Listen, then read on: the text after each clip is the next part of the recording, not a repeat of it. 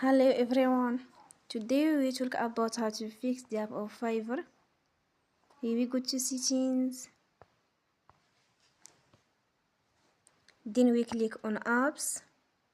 After that we search the app Fiverr and then we click. Then we will on for stop. After that we go to storage, then we click on clear cache. In the end, you will turn your Wi-Fi and you will turn again. Don't forget to support us by like and subscribe. See you next time and thank you for watching.